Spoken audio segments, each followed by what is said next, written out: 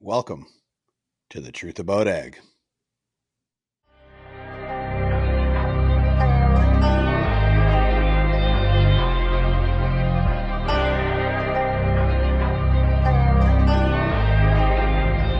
Welcome to the Truth About Ag podcast, distributed under the Real Agriculture Media Network and powered by the Heber Group of Companies. Remember to like, share, comment, and subscribe wherever you get your podcasts.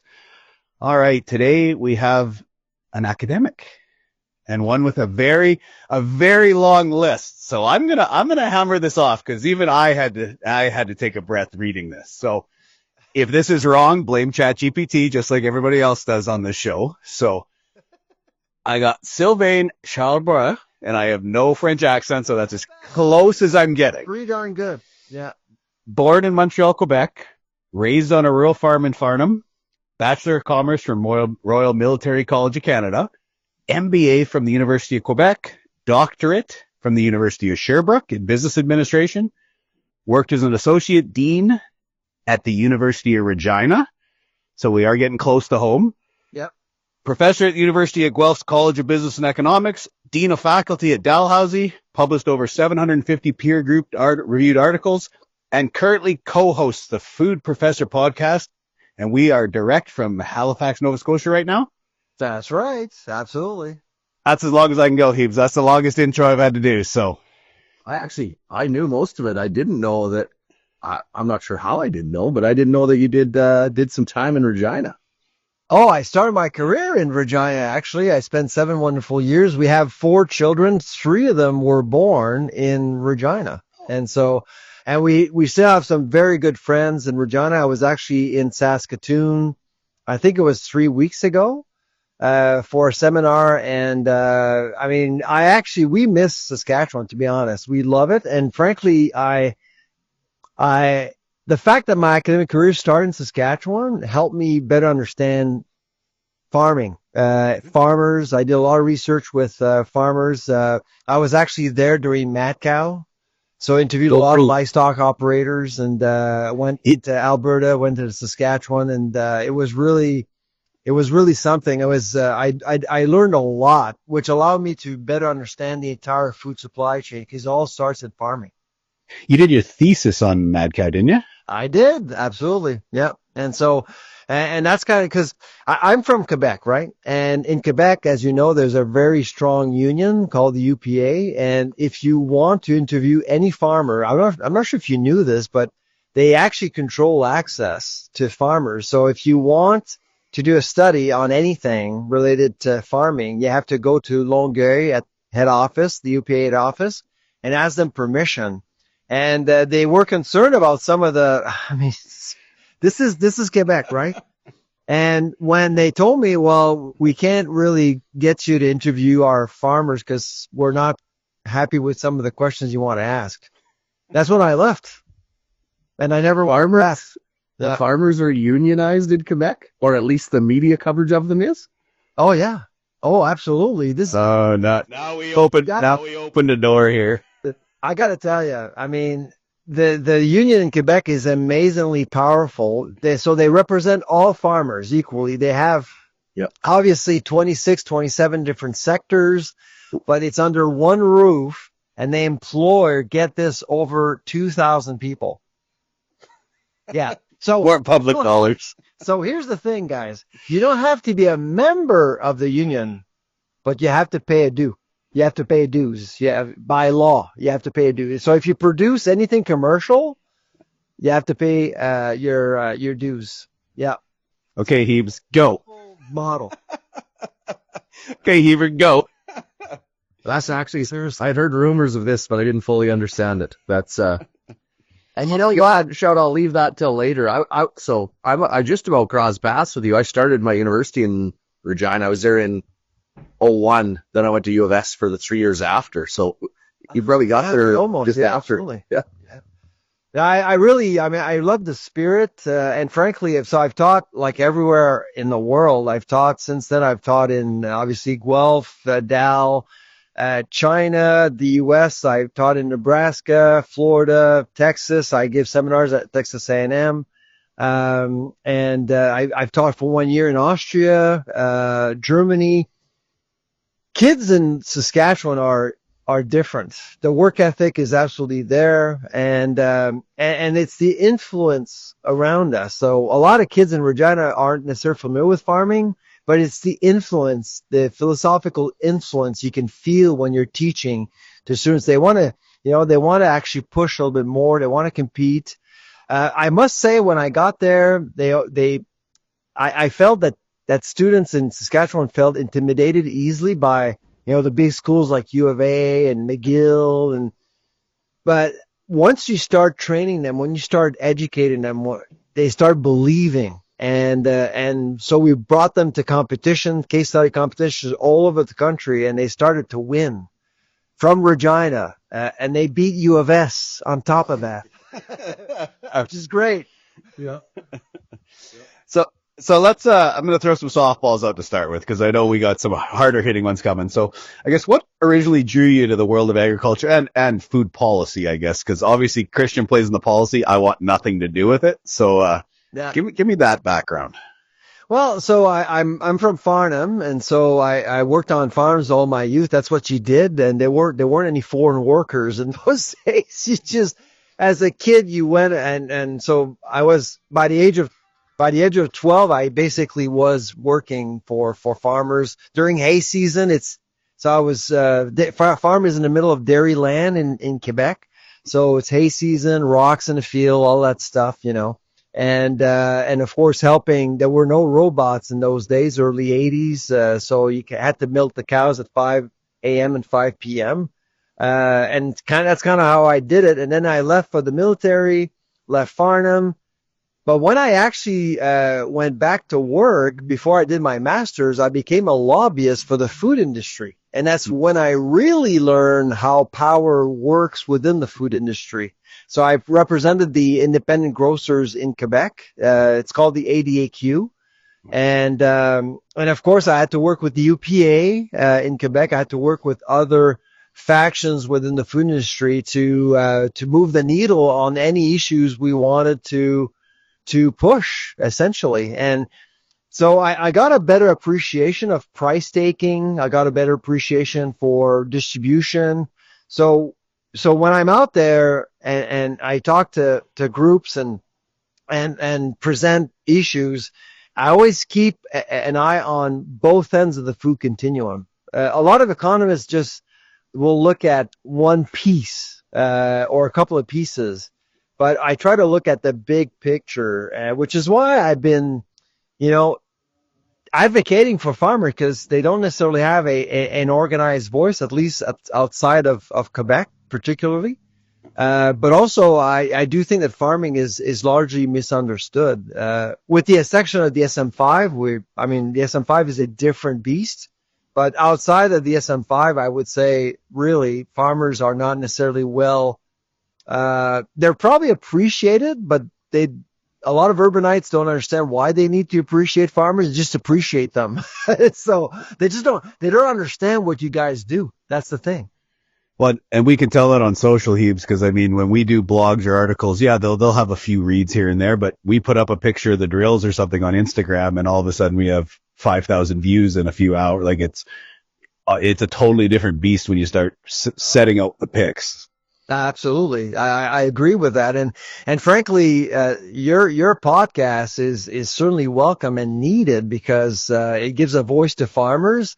You are talking to farmers, but because of your success, your reach is beyond farmers now, and which is great. And that's what's needed right now. Go ahead, Christian. Well, I was following your list of questions, so Dale. You don't want me to go off topic quite yet. Okay, I'm good with that. I'm going through an exam right now. I'm the prof, guys. Come on. Yeah. So let's you brought up policy, and let's start with the big picture, I guess. So how do you see the current state of ag policy, and how do you see how it supports or hinders our essentially innovation in food production? In Canada, you mean? You betcha. Yeah. So I think you know what I'm gonna. I'm loading it for you. I'm loading it up. Underwhelmed for sure. I mean, I must say it's an issue when you go to Ottawa, because I go to Ottawa and I know that you guys go to Ottawa on a regular basis. I must say, when you actually understand the pecking order we have in Canada, in Ottawa in particular, ag is always at the bottom.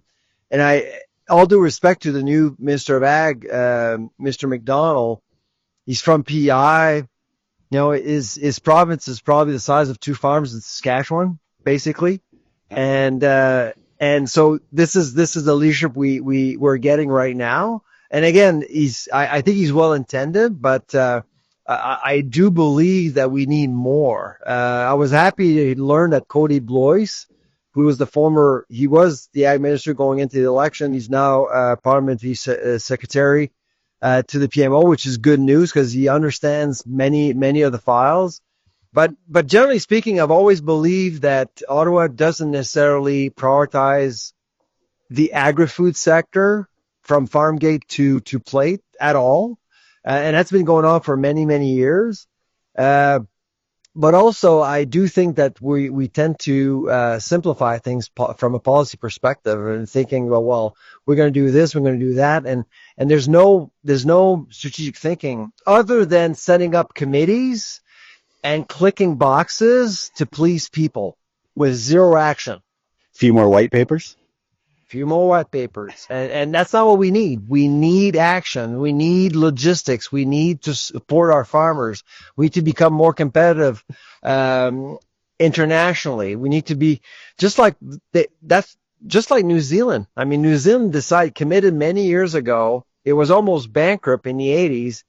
Decided many years ago the agri-food sector would become a priority. I thought that the Barton Report would be that moment a few years ago saying, you know what? The agri-food sector is a pillar.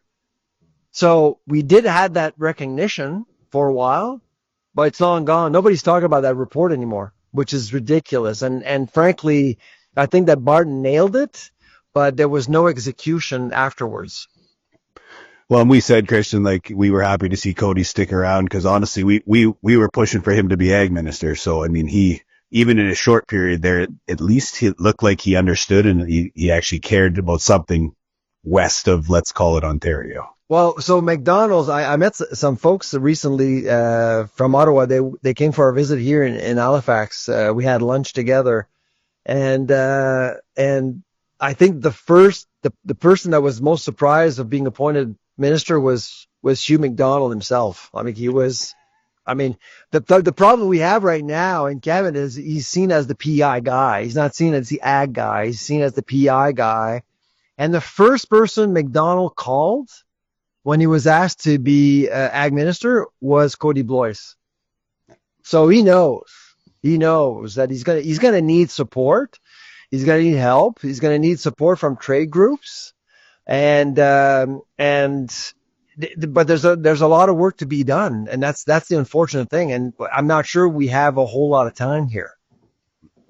I agree, and the big issue too is the minor part is who's the ag minister.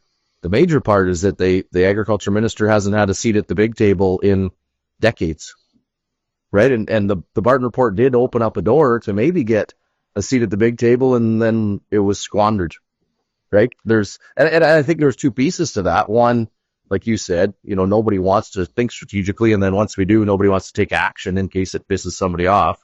And then secondly, I mean, I've been around so many grower groups and cattle groups and dairy groups, and well, I only like these two things in the Barton Report. I hate these 17. And they spend more time arguing about the goddamn report than just getting aligned on, we're not going to get the whole report done anyway. So let's just pick the 5 things we do agree on and at least get them done. Yeah. No, absolutely. So there's little consensus, and let's be honest, the ag sector is highly fragmented with different point of views. I get to speak to a lot of different groups, and I always have to remind myself, okay, these guys don't think that way, they think that way, and it's a problem. And that's why you need leadership. You need to really get everyone to think about the future, think about growth and competitiveness. And the issue of competitiveness has been forgotten, which is why we've allowed stupid policies like the carbon tax to come into our lives, and focus on this stick approach versus the carrot approach, when it comes to environmental stewardship. We forgot that the best environmental stewards in the world are farmers, first and foremost. I mean, why would you use the stick to basically make them even better environmental stewards? I've never understood. Philosophically, it never made sense to me, ever. So how do we get an ag minister to actually understand what's happening at the farm level today? Well, I mean, what's interesting right now, I mean, if you bear with me, I'll go back to the SM5 issue, because I think it's the big elephant in the room, and I know that farmers never dare to talk ill about other farmers. I get that stuff, but at the end of the day, it's becoming a problem. It's becoming from a policy perspective, strategically, it's a problem, and the interprovincial trade barrier discussion we're having is timely. Because, and what I'm trying to do as an academic is to actually remind policymakers that you cannot truly commit to eliminating all barriers unless you tackle the SM5, and in particular dairy. Because with poultry and eggs, it's a little different because they're vertically integrated, so they're more competitive. So I'm never concerned about Burnbury Farms in Ontario, for example, or, I mean, Margaret Hudson has been on my podcast a couple of times, and these companies are really good companies. If you eliminate the quota system, they can still compete. Not dairy, especially east of Toronto. East of Toronto, like I actually met some dairy farmers in Saskatchewan a few weeks ago, and they're competitive. The problem is that we have smaller farms in the eastern part of the country that are bringing everyone down, making the entire industry competitive. And that's the problem we need to tackle. Once you tackle that problem, then you kind of eliminate the argument, oh, well, we have to treat these people differently. We have to treat these guys differently. Instead of just focusing on one goal is to make the entire food sector more competitive and more influential around the world. That's the work we're doing with MNP right now. Our lab is in partnership with MNP, looking at how we can actually raise the bar for everyone in Canada while comparing ourselves with other nations around the world. And right now, I hate to say this, guys, but we're a second-tier country. We should be top tier, at least top tier. So we got a lot of work to do. Okay, he didn't get me yelled at, because my supply managed guys, I'm sure, were just waiting to jump on me, but he went straight to dairy and he went straight to east. So I think I'm okay. Well, let's be honest, guys, there are two dairy sectors in Canada. Okay, there's west of Toronto, and it's all about volume and competitiveness, and east of Toronto, which is about fair price. That's all they care about. So you go to Eastern Ontario, you go to Quebec, and you go to Atlantic, right here, like in my backyard. Dairy farmers hate me with a passion, okay? Because they have 70 cows, and they're still attached to stalls. Yes, guys, they're still attached to, when I went to Saskatchewan and visited a couple of farms a couple of weeks ago, I didn't see cows attached to stalls. I saw robots, I saw efficiencies, and I saw farmers who actually wanted to optimize their operations to make more money. Yeah, I mean, I get in the supply management talk all the time too, but I'm a grain farmer, and I can bring it across all, is that I struggle that 80% of our discussions are around maintaining the status quo versus growing strategically, increasing exports, investing in infrastructure. And our two biggest either holdbacks or spends are our negotiations around supply managed, because it handcuffs us, right? We're going into look what's going on with 282 right now. We're going back in time again. 44, Parliament number 44 gave us 282, which was a disastrous bill. A disastrous bill. I testified at Senate against the bill, and here we are again fighting the same battle. Yeah. Let's pause the truth about ag to go into financial acumen. We are facing high cost of production, volatile markets. Come work with Maverick Ag.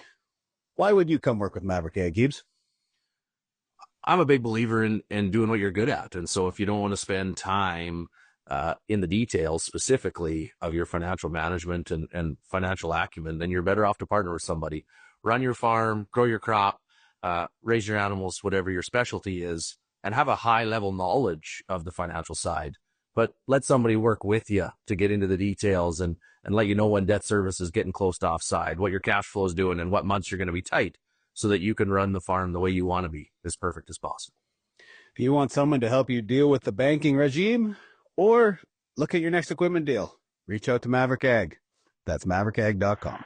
But then, I always bring up to my grain farm friends is just be a little careful before you throw the stone. And they always get mad and be like, well, what are you talking about? They get treated different. I'm like, you get a $29 an acre subsidy for crop insurance. Crop insurance treats you all like you're the same. And then that creates a few fireworks too. Because if you look at the agriculture budget, it's like 62 to 75% used up by crop insurance. Okay. Well, right?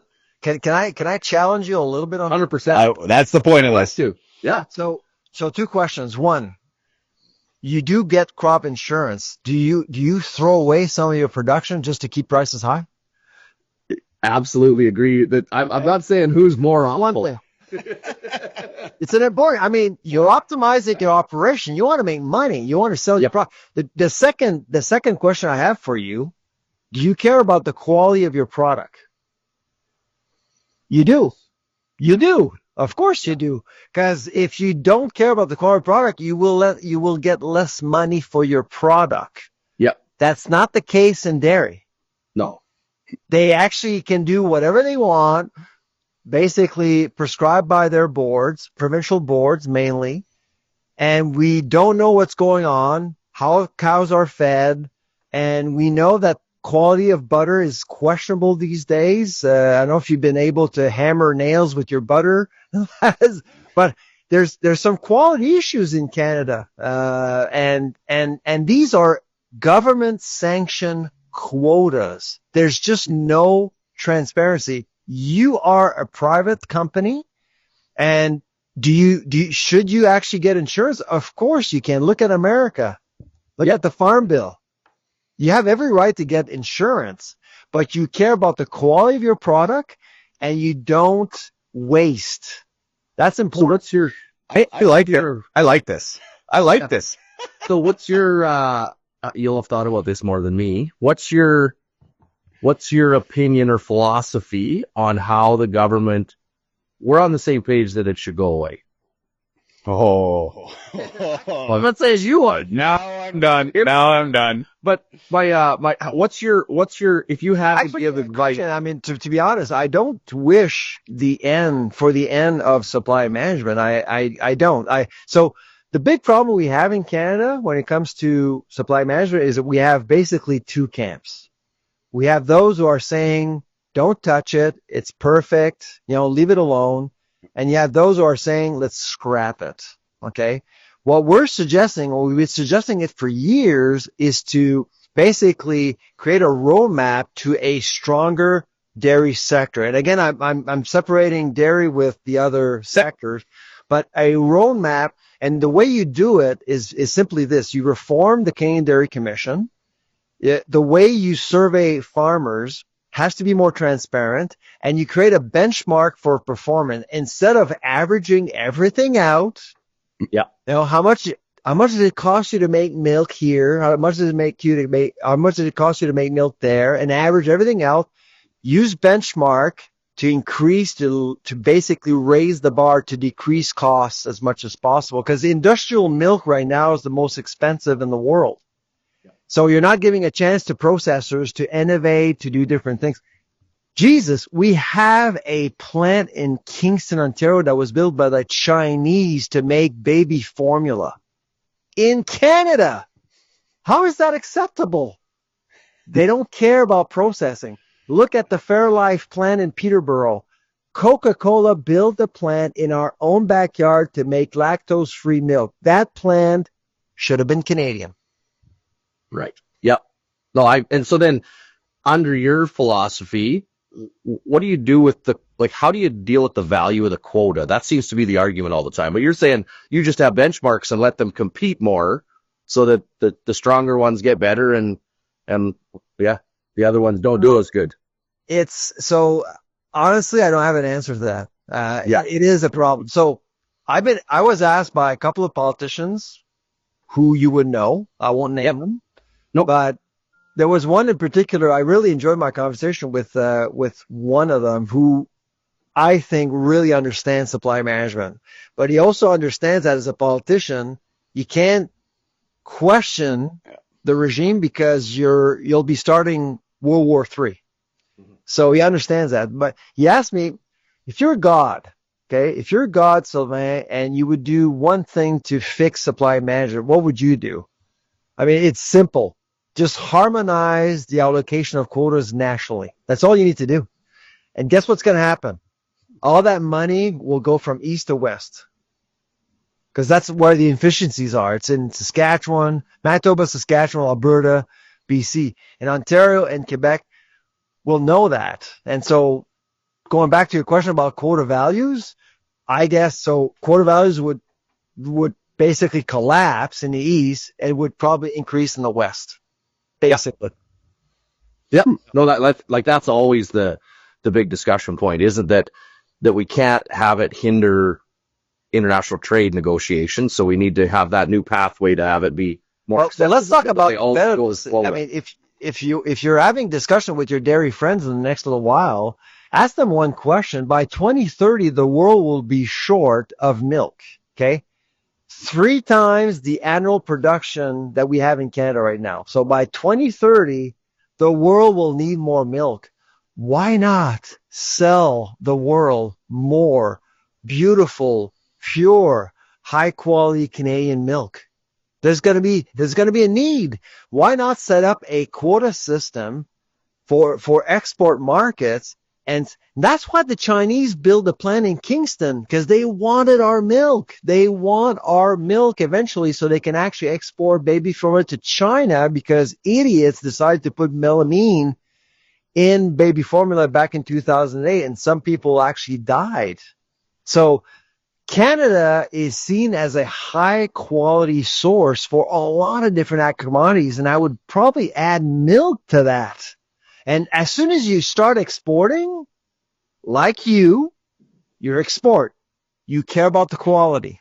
So my guess is that you would basically see an industry that couldn't care less about, doesn't care as much as it should about quality, to caring a lot about quality, because to sell products, you need to care about quality. You need to assess it, measure it all the time. Okay, this went so far left of where I thought it was going. It's good. We got a good friend. That's I don't like left, but anyways, yeah. No, I prefer right. Terminology. We got a good friend that's in the bird business, and we have this discussion all the time. But he, once again, though, a super good guy to talk with it about, because he also has a grain farm, so he's super logical on both sides. He knows the difference between the different groups within SM5.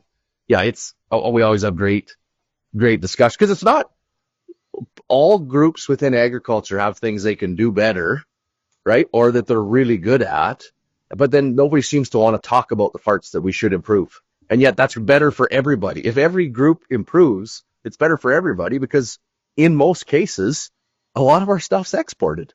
So the better we are globally, I'll be honest with you, Chris. Every time I go on the road, let's say I'm in London or Saskatoon or Vancouver, I always have like a farmer or two. Hey, Sylvain, why don't we have coffee?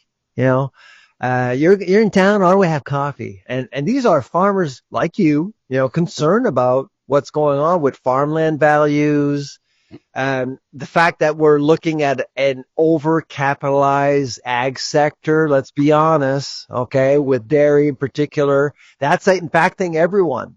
And so why don't we talk about these things? So they see me as the messenger, as someone who can actually make a difference, because I don't have anything to risk. I'm just an academic. I mean, I can't lose business. I'm not a farmer. I won't lose friends or won't make enemies. I'm just, of course, I made enemies, but I'm telling you,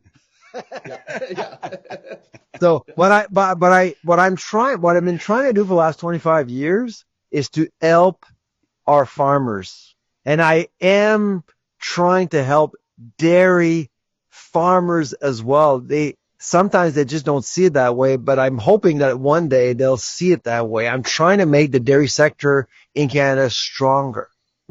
So I want to go back to the comment before when we were talking about the subsidy on crop insurance versus the supply managed. And my question would be more about when we look at it as the crop insurance side is based on stop loss. It's based on yield. It's based on if you believe you're going to be in a payment, you stop farming.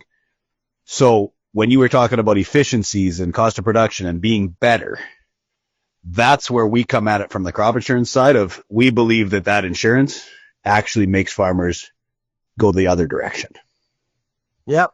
Absolutely. And so that's and when you think about supply management with fair pricing, I mean, at the end of the day, I mean, dairy farmers are pretty darn good cost managers. Because if you know how much is your check going to be at the end of the month, you want to cut like as much as possible, right? And so that's kind of what's been happening. And like I said, I mean, I think a lot of city dwellers, consumers, Canadians are appalled when they hear about milk dumping, for example. Honestly, here's how you optimize supply management. Okay, we have the CDC. Okay, there is a strategic reserve for butter. We have a strategic reserve for butter. Why not create a strategic reserve for powdered milk? We dump anywhere between 600 million to 1 billion liters of milk in Canada. Why not set up a system that would allow the CDC to manage those surpluses, process it into powder, and export that powder overseas? The reason why we're dumping is because it's the easiest thing to do. So we have the system in place. And this is what I'm arguing. People are saying, well, Americans, they dump too. So what the hell? Well, they don't have supply management. We can optimize. We can reduce surpluses to zero with supply management. Okay. I'm going to pull you into a little different sector then. So let's look at the technology side of this then. So we talked about robots. We talked about the efficiency side, but how does technology improve the traceability and transparency, I guess, in Canadian agriculture? Like we've gone over some of this, but where do you see tech having a role in everything that you said we need to do with the dairy sector, for example? No, it's a good question. It's evolving. Like every time I go, like I was actually keynoting the food safety conference in Toronto, I guess in April. And there's always some new companies out there selling all sorts of things. Biotags are a big deal. There's a new company, actually, I think it's called BioIndex, out of Toronto. They've actually figured out a way to essentially trace and track wheat from a particular field or cereals from a particular field into a loaf of bread sold at the grocery store with biotags. It's amazing. Technologies are really evolving quickly in order to allow the entire food chain to become more interoperational. So that's the big problem in traceability is to make these connections between companies. All companies trace and track products, but their systems don't necessarily communicate with each other unless you have like a channel captain like Walmart, for example, just imposing their rules onto everyone else. But I do think that traceability is becoming more democratized, and it's always it's always scared the shit out of farmers because you're price takers. So why would I invest into this? Like it's going to cost me more money. But I do think that because of some of the technologies, you'll be able to integrate farmers more into the system to allow ingredients, not just product, but ingredients to be more traceable across the supply chain. Are we there yet? I mean, these technologies do cost money, but we're actually getting to a place where traceability is going to be less of an issue because of new technologies. So what you're saying is we are going to have HGV on a beer bottle someday. That's what you're telling me. Well, do you want that? I mean, that's the question, really. I mean, I'm a big fan of information. It's important to actually give information to consumers. But I think we're going to reach a point where, and we're seeing, for example, the front of package labeling thing going on with fat, sodium, and sugar. So by January 1st, Canadians will have access to more information. Is that going to work? I don't know what you think, but I'm not sure if it's going to work. But I mean, to me, what I'm expecting is that, and what's been going on the last 2 years is that companies are reformulating. If you talk to Mondelez, if you talk to Nestle, if you talk to Procter Gamble, all of these companies, Kellogg's, they're reformulating because they want on their package a symbol saying to consumers that there's too much fat in their product or too much sugar. What I like about that approach is that it creates a level playing field for everyone. So without banning stuff, like I hate banning stuff. Like I hate saying we're not allowed to sell this or that. Just let the market decide with information. So I would say that from that perspective, that kind of policy can work by making our food a bit healthier, I guess. I'm gonna give you a prop, Sylvain. This is the most quiet Christian has been on a podcast since we started this in 2 years. So, Hey, I stay in my lane. so I'm gonna pull you both. But what if he continues? I'm gonna have to charge tuition. So I'm gonna pull you both into this one. So when we talk about misconceptions in ag, and we about a year ago probably put out a couple blogs about the biggest myths we saw in agriculture, and it was probably our number one blog heap. So I'm going to start with you, Christian. Give me today what you believe are our top 3 myths or misconceptions in, obviously you're going to come at it from a grain approach most likely, but let's say in agriculture right now today. And Sylvain, I'll give you a couple minutes to think about it while he... Like from consumers to farmers? I don't care. From farmer to farmer for all it matters to me. Yeah. Well, I mean, I think I always kind of talk about what we categorize as a farmer, and I struggle with StatsCan's numbers in that you don't even have to have $1 of revenue to be a farmer. So I think we wrote a blog that I said old MacDonald died some time ago, or at least went bankrupt, and the world got a little excited about it. But yeah, you got called what he gets called. Yeah.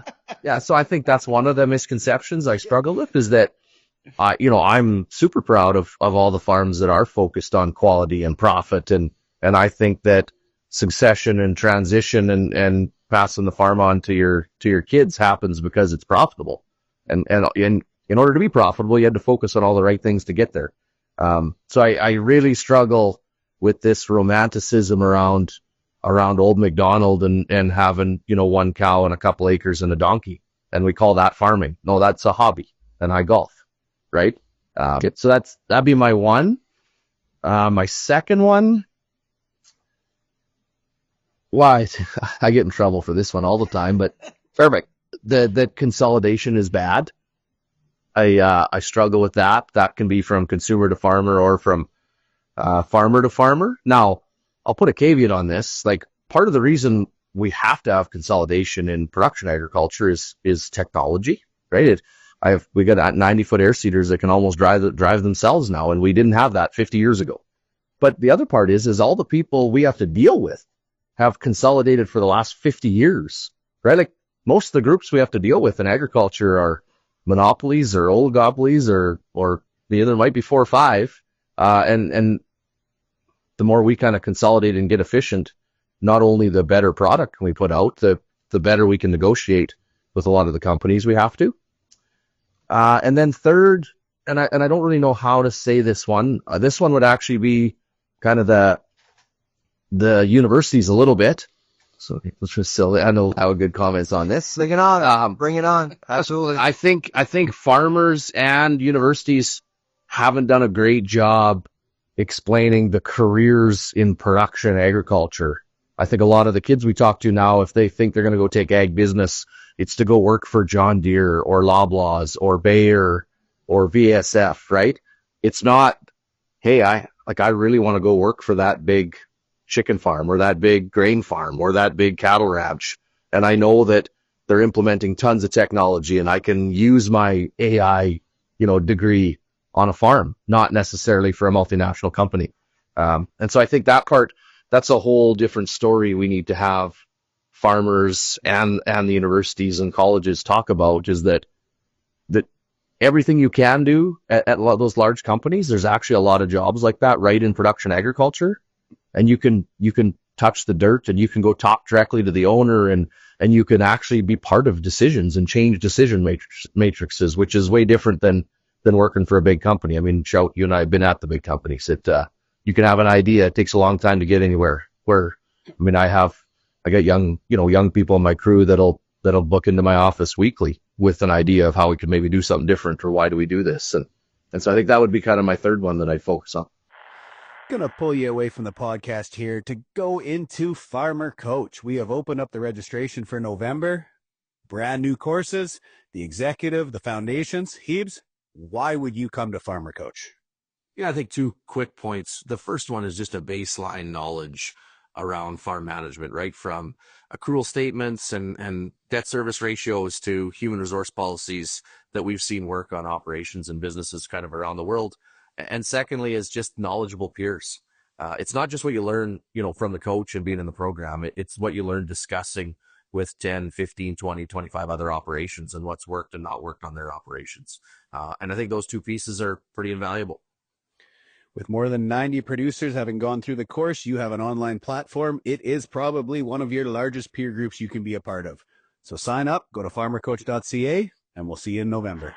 Well, and that's interesting, because we actually had a Farmer Coach session the other day online, and one of the individuals said they had a kid that was graduating from Vermilion or one of the colleges that don't quote me on this, and they said, his kid had actually come back and said, you know what, it feels like they're training me to be an employee. Where we're trying to push the entrepreneurship side and the business owner side and the financial acumen and all that. And she literally told him, it just feels like they're training me to be an employee. Yeah. Wow.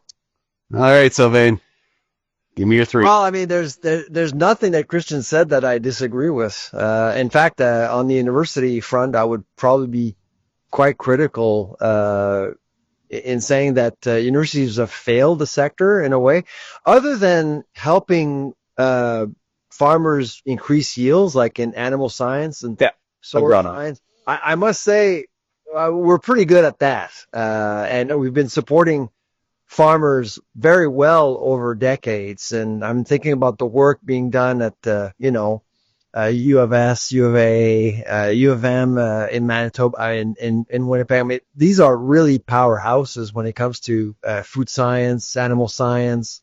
We're doing some good research. I'm an editor of Trends in Food Science, and we get a lot of paper. We got good research from Canada, and it's been great. But we have failed, I think, the sector in connecting all the dots, like allowing farmers to have access to processing, which is why I've been a big advocate of processing, because if you have a strong processing sector in Canada, it becomes much easier to support farmers. You look at what happened in Leamington, Ontario with Heinz, for example. I mean, if you have a customer, it's easier for farmers to plan, to strategize, and do better. So I don't think we've done a good job in connecting that. And of course, to Christian's point, getting kids to think about ag as a good place to invest. I do think that there is this myth out there suggesting that, well, you need to be in ag, you need to be born in ag to work in ag.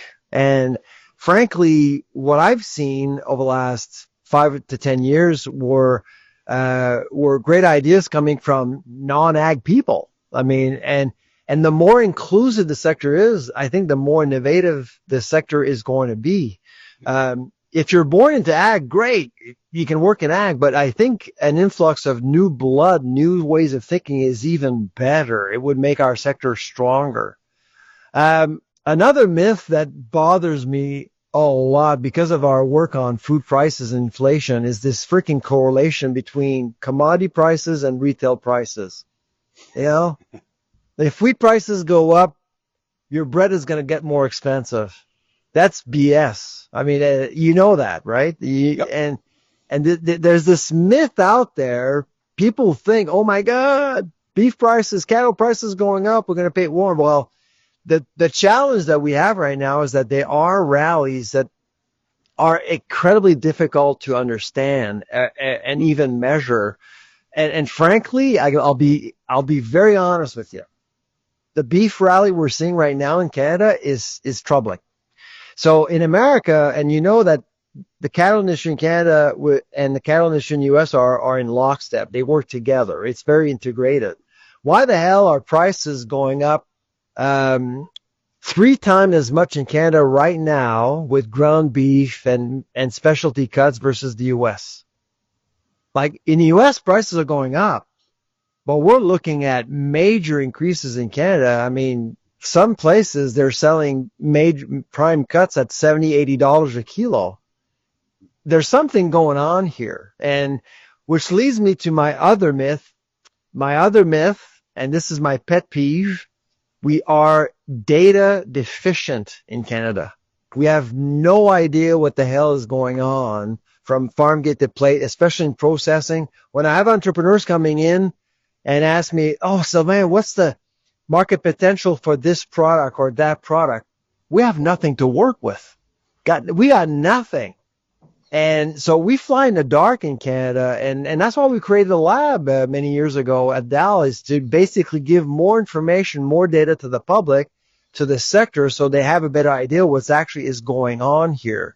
So those are things that I think are either myths or I would call them blind spots for the industry. No, that's good. So Christian and I both attended TPAP, him obviously long before I did. I just had my second session this January. So we also know you're heading down to Texas A&M to do some work. Give us a little bit of a, give us your, I guess, what you think of the college, because obviously you've been down there, and then what you're actually going down there to do. Yeah, so I'm just going to be there for a while. So there was a doctor, Valerie Stalin. She was there. She was managing their master's in agribusiness for 15 years, I think. And she retired. She retired last year, and they were looking for a new director, and they had a failed search.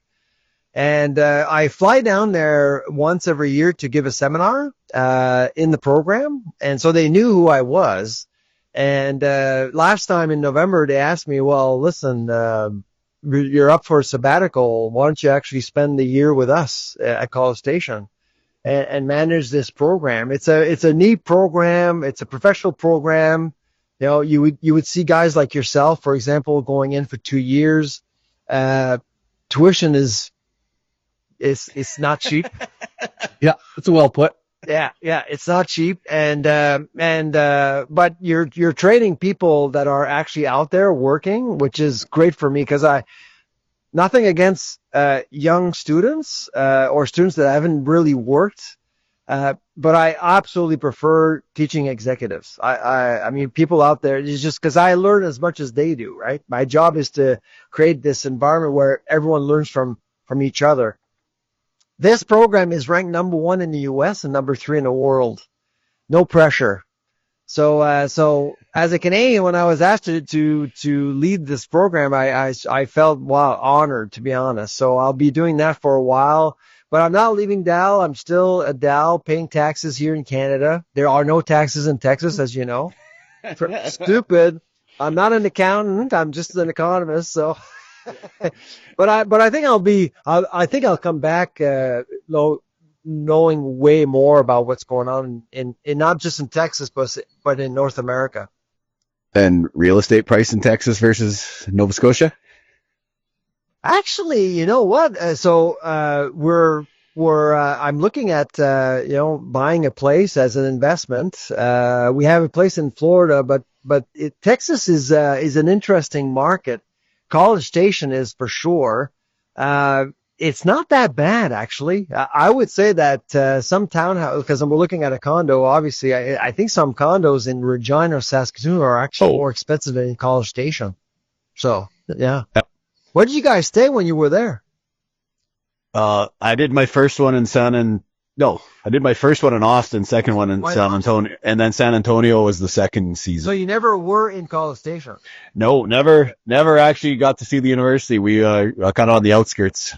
Right. I went there once. So my first year, and Kleinfelter was still alive at the time, and he was a big football guy, and Johnny Manziel was the quarterback that year. I forget what year it was, about 08. And so Danny and I went to a football game. So I've been up to College Station for a football game. But when we were doing it, it's the extension service, the extension side of Texas A&M Ag. And so they used to run it in Barton Creek, just outside Austin all the time. And then now they've moved it to San Antonio. But Texas A&M Agriculture Extension still oversees it. It's a really good program for farms. No, it is, absolutely. And so, all right, Hibbs. No, it's great. It's a great environment for sure. Give him your last question. We are hitting the 50-minute mark, and I don't want to take up too much of his time today. So give him your last question, and then we'll close this down. Well, we kind of beat supply management, but what about give me the most exciting thing you're working on right now, Doc? I'm sure there's 100 different things on your desk, and you'll be like a lot of us that you say no to lots of stuff. But what else are you working on right now that has you pretty excited? Well, I mean, our work with MNP it's a lot of fun, to be honest, because I love comparing Canada with other nations, because it gets, when you basically put on screen exactly where we stand in the world, it's easy to get conversations to start, looking at ourselves in the mirror sort of thing. And, so I love doing that for sure with MNP. We're also working with, the, Canadian Produce Marketing Association on food waste. So they're just looking at, which vertical could we look at first and second and third to decrease waste. So the approach is much more targeted and strategic. Yeah. Basically, the other, thing that we're working on is with crop life. So we're trying to, I think it's probably the most exciting, the study that we're doing right now is that we're trying to assess how genetic engineering has actually made the world more food secure, globally, and how it has stabilized prices globally. Nationally, it's harder to do because, I mean, as you know, our production is very export driven, but we're trying to value exactly genetic engineering essentially by quantifying it, not just by saying, oh, we're great, we're good, we're doing research, we're increased yields, the food is more food secure. We're actually trying to pinpoint numbers to build a case for better, stronger genetic engineering. That's awesome. Yeah. So that's current. What excites you most about the future in agriculture in Canada? And then what don't you think is going to change it all in the next decade? You know what? I see the comeback of President Trump as a good thing for us. I mean, a lot of people out there are concerned, and I'm not. I never was. I actually think that President Trump is forcing us to look at ourselves in the mirror, finally, and look at how we can do things better. Eliminating barriers, for example, looking at being less dependent on the Americans. 70% of our agri-food exports go to one place, which is the U.S. As you know, guys, money's like water. Water will always take the easiest path. So, and the U.S. was our easiest path. And so I'm hoping that our conversation around India and China and other regions. I'm actually in Brazil in a couple of weeks, and we'll be talking about the role of Brazil around the world. And I don't know if you've been paying attention, but yikes, Brazil is doing very well because of geopolitics. I'm hoping that we'll use geopolitics in our favor to actually make our agri-food sector stronger. And what won't change? What won't change? Oh, my goodness. You want to go there? Like, I want to finish on a positive note. We could skip that one. I'll let you off the hook today. Yeah, exactly. Well, what won't change basically, and I'll be completely honest, is that we'll actually adopt Bill C-282 to actually grant immunity to supply management. Senate will actually balk at it. We'll go to the U.S., Mexico, possibly the U.K., negotiate a new trade deal, make some compromises, and write a check to dairy farmers so we can keep them happy. That's not going to change. Okay. He was going there. I like it. I like the end. That's good. Okay. So I'm going to give you a chance. Anything you want to plug today or anybody you want to thank or anything before we exit? Well, I mean, I'm a co-host of the second best podcast in Canada, Agri Food. At least for today, it's called The Fruit Professor. So listen up. I mean, if you look at rankings, it's basically The Truth About Ag and The Fruit Professor. They're Canadian produced, unfiltered, both of them. And we're up there in the rankings. So be on the lookout for that, but do listen to the podcast The Truth About Ag. It's an excellent podcast for sure. Much appreciated, sir. Heebs, any closing? Yeah, no, as you said, I talked less than normal. That's great. That's good. The thing is when I'm in Ottawa, I get tons of questions on supply management, and actually I kind of point them to Sylvain and a couple of other friends in that industry. I have some friends on the processing side as well as on the production side, because I'm also a fairly big believer that in the world of agriculture, you should stay working on what you understand and what you're good at. I can have some small opinions, but we point people to those directions because there's people doing some really good work on how to maybe change that pathway and make it more efficient. And specifically, I'm always on the same page on our ability to be competitive globally and our want to sell the world our product, because it is great. Pretty much all of it. Yep. I agree. And the problem with academia is that most academics who do understand the DSM-5 and supply management are compromised because they're funded by the sector. And so I'm one of the few, which is why I've been very vocal. Yep. Perfect ending. So remember to like, share, comment, and subscribe. And that is The Truth About Ag. Thanks for joining us. The Truth About Ag podcast is a proud member of the Heber Group, which includes Heber Grain Ventures, Maverick Ag, and Farmer Coach. We appreciate the support. Lastly, please like, comment, share, subscribe, and ring the bell. And if you have questions for a future podcast, please leave in the comments below. Thanks for listening.